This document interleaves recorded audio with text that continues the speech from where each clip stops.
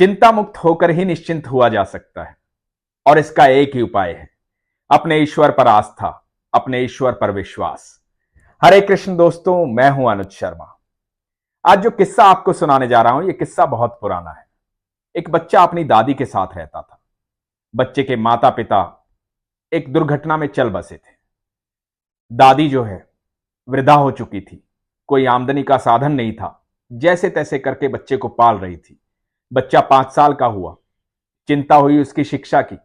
तो दादी को पता चला कि जंगल के उस पार एक गुरुकुल है, जहां पर गुरुजी से प्रार्थना करेंगे तो शिक्षा मुफ्त मिल सकती है। तो दादी बच्चे को लेकर गुरुकुल गई। गुरुकुल जाके गुरुजी से प्रार्थना की कि बच्चे को पढ़ना है, लेकिन मेरे पास कोई आमदनी का साधन नहीं है, तो शिक्षा आप मुफ्त दे सकते हैं क्या? तो गुरुजी ने कहा कि ठीक है, कल से इसको भेज देना। दादी जब वापस आ रही थी तो जंगल को देख रही थी। जंगल बहुत घना था। दादी को चिंता थी कि बच्चे को पढ़ाई के लिए भेजना भी है, लेकिन इतने घने जंगल से भेजना है तो बच्चा कैसे आएगा, डर तो नहीं जाएगा। तो दादी ने बच्चे को सारा रास्ता समझा दिया। अगले दिन सुबह हुई, बच्चा उठा, तैयार हुआ। बच्चा बहुत उत्साहित था गुरुकुल जाने के लिए। बच्चे को तैयार किया। दादी ने कहा कि बेटा, रास्ते में कहीं भी डर लगे तो तेरा भाई गोपाल जो है वहां अपनी गैया चराता है, तो जंगल में कहीं से भी आवाज दे देना, तुरंत आ जाएगा। तो बच्चे ने पूछा कि गोपाल कौन है? तो दादी ने बताया कि दूर के रिश्ते का तेरा बड़ा भाई है, तो तुझे डर लगे तो गोपाल को आवाज दे देना। और बच्चे को यह कह के भेज दिया। दादी चिंता में थी, ठाकुर जी का ध्यान कर रही थी, ठाकुर जी से प्रार्थना कर रही थी कि बच्चे का ध्यान रखना। इधर बच्चा जब जंगल से जा रहा था तो जंगली जानवरों की आवाज आ रही थी। बच्चा 5 साल का था, घबरा गया। याद आई दादी की बात कि गोपाल भैया को आवाज देनी है। तो गोपाल भैया को आवाज दी, गोपाल भैया, गोपाल भैया कहां हो, जल्दी आओ, मुझे डर लग रहा है। और बच्चा इधर उधर देख रहा था, कहीं से कोई गोपाल भैया आते दिखाई नहीं दिए।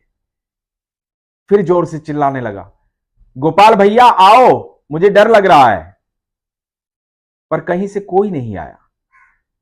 बच्चे को लगा कि हो सकता है कि गोपाल भैया दूर कहीं गैया चरा रहे हो, तो फिर से आवाज देता हूं। तो बड़े दिल से फिर आवाज दी, गोपाल भैया मुझे डर लग रहा है, जल्दी आओ, मुझे डर लग रहा है। और बच्चा देखता है कि सामने से 10-12 साल का एक खूबसूरत बच्चा आ रहा है, मोर पंख धारण किए हुए, पीली पगड़ी बांधे हुए, साथ में बहुत सारी गैया हैं, छोटे छोटे बछड़े। अब बाकी जानवरों की आवाज नहीं आ रही थी, गाय के रंभने की आवाज आ रही थी, छोटे छोटे बछड़ों की आवाज आ रही थी, पक्षियों की आवाज आ रही थी। बहुत सुंदर बच्चा सामने से आ रहा था। तो एक छोटा बच्चा भाग कर गया और जाकर उस बच्चे के सामने खड़ा हुआ, बोला, गोपाल भैया आप आ गए, आप कितने सुंदर हो। भैया, दादी ने कहा था कि जब भी डर लगे तो अपने गोपाल भैया को आवाज दे देना, मैं आपका छोटा भाई हूं। मुझे डर लग रहा था, मुझे गुरुकुल जाना है, आज मेरा पहला दिन है, तो आप मुझे गुरुकुल तक छोड़ कर आओ। जंगल में बहुत सारे जानवर हैं और आप तो कितने बलवान हो, किसी से डरते ही नहीं हो, गैया चरा रहे हो अकेले, वो भी, मुझे गुरुकुल छोड़ कर आओ। उधर भगवान जो है बच्चे की बात सुनकर मुस्कुरा रहे थे, बच्चे को देख रहे थे, उसके भोलेपन को देख रहे थे। उससे प्रसन्न होकर ही तो आए थे गोपाल। बच्चे को लेकर गए, बच्चे से ढेर सारी बातें की। जब जंगल के मुहाने पर पहुंचे तो बच्चे को बोला कि जाओ, सामने तुम्हारा गुरुकुल है। तो बच्चे ने कहा कि सुनो गोपाल भैया, मैं जब गुरुकुल से वापस आऊंगा तो आवाज दूंगा, आप आ जाना, मुझे घर तक भी छोड़कर आना। भगवान मुस्कुराए। बच्चा गुरुकुल गया, पढ़ाई कर कर वापस आया, गोपाल भैया को आवाज दी। फिर से कृष्ण मुरारी बाके बिहारी मोर मुकुटधारी प्रकट हुए और बच्चे को जंगल के इस मुहाने पर छोड़कर गए और कहा कि देखो सामने घर है, अब तुम चले जाओ, मुझे गैया लेकर जाना है। अब जब बच्चा घर पहुंचा तो दादी उसे देखकर खुश हो गई। दादी सुबह से चिंता में थी कि बच्चा ठीक ठाक वापस आ जाए। दादी ने पूछा, कोई डर तो नहीं लगा, कोई चिंता तो नहीं थी, घबराया तो नहीं? तो बच्चे ने बताया कि नहीं दादी, आपने बोला था गोपाल भैया को आवाज दे देना, मैंने गोपाल भैया को आवाज दी। गोपाल भैया के पास बहुत सारी गायें हैं, छोटे छोटे बछड़े हैं, गोपाल भैया तुरंत आ गए और बहुत सुंदर है गोपाल भैया। तो दादी को लगा कि कोई गवाला आ गया होगा बच्चे की आवाज सुनकर, इसकी मदद कर दी। दादी बड़ी खुश हुई। अगले दिन बच्चा फिर गुरुकुल गया। अब ये रोज की बात बन गई थी। रोज बच्चा गोपाल भैया को आवाज देता, गोपाल भैया तुरंत आ जाते, उस मासूम बच्चे के साथ घूमते, उसको रास्ते में दूध भी पिलाते और फिर जंगल के मुहाने पर छोड़ कर आते और फिर शाम को लेने आ जाते। ये सिलसिला चलता रहा। एक दिन हुआ यूं कि गुरुकुल के गुरुजी का जन्मदिन था। तो सब बच्चों ने मिलकर एक प्रोग्राम बनाया कि सब अपने अपने घर से कुछ न कुछ लेकर आएंगे, गुरुजी का जन्मोत्सव मनाएंगे। अब ये बच्चा भी अपने घर आया, दादी को बताया, दादी कल गुरुजी का जन्मोत्सव है तो मुझे भी कुछ लेकर जाना है। अब दादी ने अपनी स्थिति बताई कि बेटा हमारे पास तो कुछ है नहीं, तुझे तो पता है कि सिर्फ दिन का खाना ही हो जाए उतना ही काफी है। हमारे पास तो कुछ ऐसा है नहीं जो तेरे गुरुजी को दिया जा सके। बच्चा ये बात सुनकर उदास हुआ। सुबह गुरुकुल नहीं जाना चाहता था, लेकिन दादी ने बोला कि बेटा शिक्षा ग्रहण करनी है तो गुरुकुल से छुट्टी नहीं लेनी है। अब बच्चा जंगल पहुंचा, उदास था। अब इधर गोपाल भैया की भी आदत हो गई थी रोज बच्चे के पास आने की। तो गोपाल भैया अपनी गाय लेकर पहुंचे और देखा कि आज बच्चा उदास है। तो गोपाल भैया तो सब जानते हैं क्योंकि वो तो ठाकुर है, वो सर्वेश्वर है, वो पूरे ब्रह्मांड के मालिक है। फिर भी बच्चे से पूछा कि क्या हुआ, आज क्यों उदास हो। तो बच्चे ने बताया कि आज गुरुजी का जन्मोत्सव है और मेरे पास देने के लिए कोई उपहार नहीं है और हमारे घर की स्थिति ऐसी नहीं है।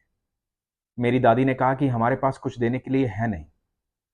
तो गोपाल भैया बोले, अरे तेरे बड़े भैया के होते हुए तू क्यों चिंता कर रहा है। सुन, ये 1 लुटिया दूध अपने गुरुजी को दे देना। तो गोपाल भैया ने बच्चे को एक दूध की लुटिया दी। दूध की लुटिया दी और बोला कि जाके गुरुजी को बोलना कि ये गाय का दूध है, गाय का दूध अमृत के समान होता है, तो इससे बड़ा कोई उपहार नहीं है। तो बच्चा लुटिया लेकर के गुरुकुल पहुंचा। बच्चा खुश था कि कुछ तो हुआ मेरे पास उपहार देने के लिए। जा करके गुरुजी को उपहार दिया। गुरुजी ने अपनी पत्नी को दिया। पत्नी छोटी सी लुटिया में दूध देख करके मुस्कुराई, हंसी, बोली कि चलो कोई बात नहीं, कुछ तो लाया है।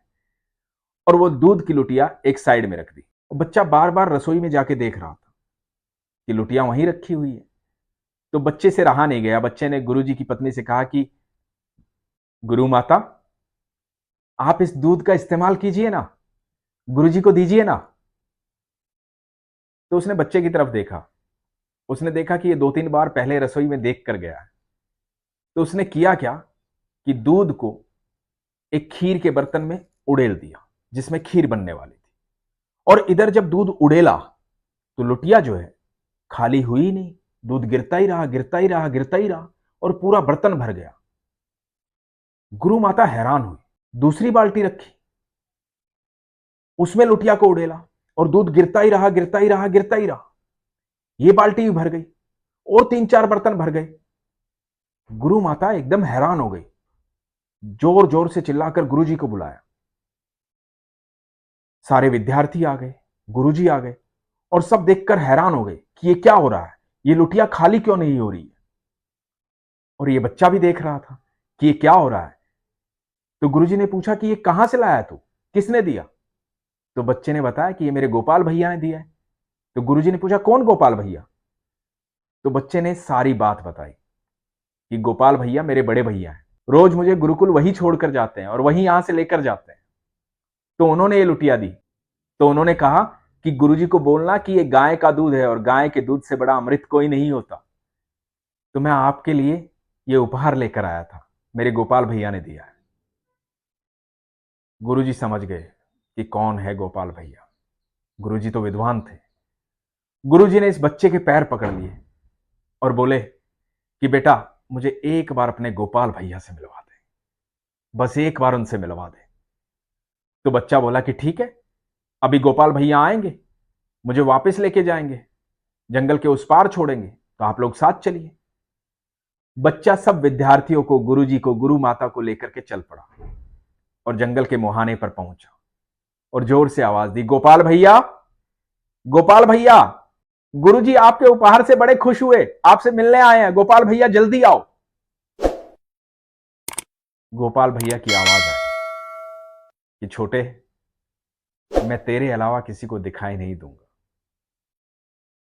क्योंकि तू मेरा प्रिय है। तो बच्चा हैरान हो गया। बच्चे ने कहा, मेरे गुरुजी मिलने आए हैं, सब विद्यार्थी मिलने आए हैं। यदि आप सामने नहीं आओगे तो ये सब झूठा मान लेंगे मुझे, तो आपको इनको बताना पड़ेगा आप मेरे बड़े भैया हैं। ठाकुर जी बच्चे को देखकर मुस्कुरा रहे थे। बोले कि ठीक है, इन्हें जो दिख रहा है वही मैं हूं। और गुरु माता को, गुरु जी को, सब विद्यार्थियों को एक प्रकाश दिखाई दिया, अद्भुत प्रकाश। सब नतमस्तक हो गए। सब ने भगवान की प्रकाश रूप में उपासना की, प्रार्थना की, उनके सामने झुक गए। और ये छोटा बच्चा कृष्ण को साक्षात देख रहा था। देख रहा था मोर मुकुटधारी को, देख रहा था पीले वस्त्रधारी को, देख रहा था वो मुस्कुराहट जो भगवान मुस्कुरा रहे थे, जिससे पक्षी चहचहा रहे थे, जिससे पूरा जंगल खुश दिखाई दे रहा था। वहां का वातावरण अद्भुत था। यह बच्चा पहली बार कृष्ण को इस तरह से देखकर मोहित हो गया, जाकर के भगवान श्री कृष्ण से लिपट गया। यह अद्भुत प्रेम था, विश्वास का। यह विश्वास वो जो इस बच्चे के अंदर था। दादी ने तो बस इतनी सी बात कही थी कि तू डरना मत, तेरे गोपाल भैया हैं। हम सब से ये कहा जाता है कि हम कभी ना डरें, क्योंकि हमारे साथ ईश्वर हर समय है। पर हमारा विश्वास होना चाहिए, जैसे इस बच्चे का विश्वास था। और यकीन मानना दोस्तों, जब भी आप ये विश्वास रखेंगे कि आपके साथ ईश्वर है, तो आपका डर खत्म हो जाएगा। तो इस बच्चे जितना विश्वास रख के देखिए, आपके भी गोपाल भैया आपका इंतजार कर रहे हैं। आपके भी गोपाल भैया आपको उपहार देना चाहते हैं, क्योंकि वो आपसे अत्यंत प्रेम करते हैं। आप विश्वास रखिए इस बच्चे जितना, और फिर देखिए आपका डर दूर हो जाएगा।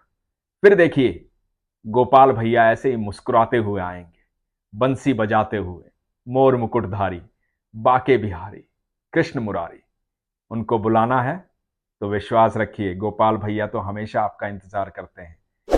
आपका विश्वास कमजोर नहीं होना चाहिए। इसलिए हमेशा कहता हूं, अपने विश्वास को मजबूत रखिए, अपना ख्याल रखिए। हरे कृष्ण।